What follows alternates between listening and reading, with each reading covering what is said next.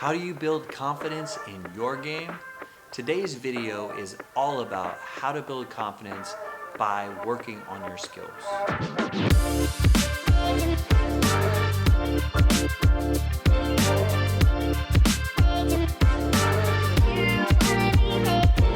I'm Coach Conley with Conley Hoops. I've coached and trained for over 20 plus years, and my goal is to help you achieve your dreams of becoming a varsity basketball player. So, how do you gain confidence? I know there's those guys out there that just seem to have all the confidence in the world. They were just born with it, and that's amazing. You know, I at times in my career, I wish I was that person, but we all aren't that way, right? We need to build our confidence. And a lot of times in today's youth basketball programs, we don't get the opportunities that we used to get. If you're on a club team, it's really hard to build confidence if you're not one of the main players. You get a lot less playing time, and when there's a coach involved, refs, and a clock, sometimes it's really hard to do that, especially if they're running plays and things like that. In high school, it's even harder. If you don't already have confidence, developing it is going to be really hard. The guys that are going to rise up are the guys that already have the confidence and believe in themselves. So how can I help you become more confident? Well, the best way to gain confidence is to work on your skills.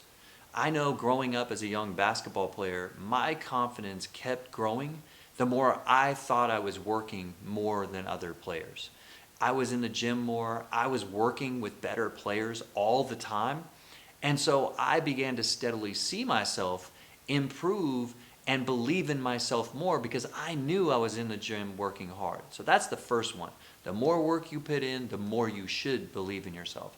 And remember, a lot of this has to do with mindset in itself.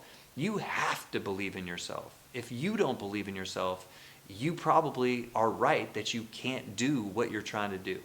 So inherently, you have to be, I'm a good basketball player, I can shoot the ball, I can play defense, I deserve to be a starter on my team. If you don't believe that, then all the work that we do won't matter. But how do we work? So let's take shooting for instance. The only way to get better is to take more reps. You need to shoot more, but not just shoot. You really have to perfect shooting, which means when I was growing up, one of my best shots and what I used to warm up a lot was a one dribble pull up in each direction. I used to take a lot of those reps every day. And after making multiple shots in a row, sometimes telling myself to make 10, 15, 20 in a row, my confidence grew because I had seen that ball go in so much. When I would use those shots in a game, I barely would have to think about it because I knew that ball was going in. And you can do that with any shot. My three-point shot was the same way.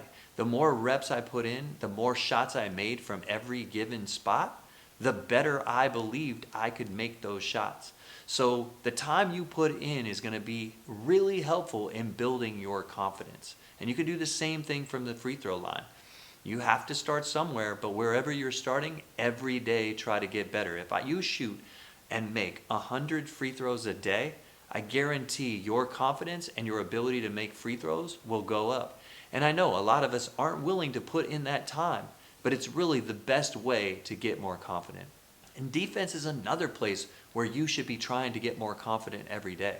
Your team, regardless of what level, but definitely at the varsity level, is going to need players who can stop people. If you don't believe you can stop people, then you probably won't spend too much time on the floor.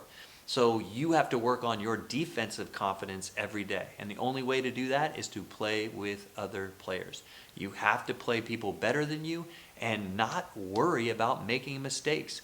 The more you play against better players, the better you will get, as long as you believe and try your hardest every time.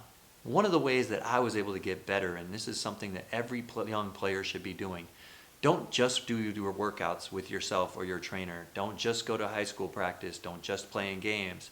You need time where you're trying to perfect your game and gain more confidence. So that comes with playing 5-on-5 open gym.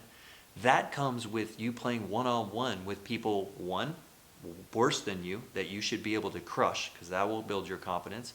Somebody equal to you that's really tough, so you can really work on being a competitive balance, and then somebody that's better than you that crushes you.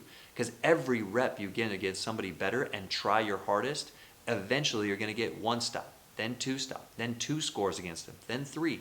And it will keep building to a point where that guy becomes your equal and somebody else becomes your lower and somebody else becomes your higher, the person you're trying to succeed against. Remember, a lot of confidence comes from pushing ourselves to different edges. Ball handling is one of those things. The more you try to handle the ball faster, the harder it gets. Sometimes you'll lose the ball more, but you should always be on that edge of pushing yourself to a faster and faster rep. If you always go at the same speed, you are not trying to get better at it. It will stay the same, and that will affect how you play and use your handles in games.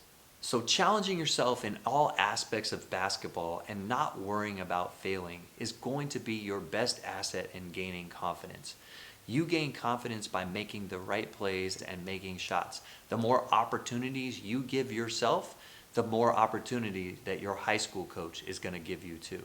I hope you understand what we're talking about, that the confidence is really inside you, and the only way to get better is to not worry about making mistakes and failing. You're going to have to go through some growing pains to get there, but it's always worth it. Michael Jordan and Kobe Bryant missed a lot more game-winning shots than they made, but they were always willing to take them. Are you? I really hope you enjoyed today's content. If you did, please like, subscribe to the channel, leave a comment on something that you would like to learn about, and check out the video coming up next.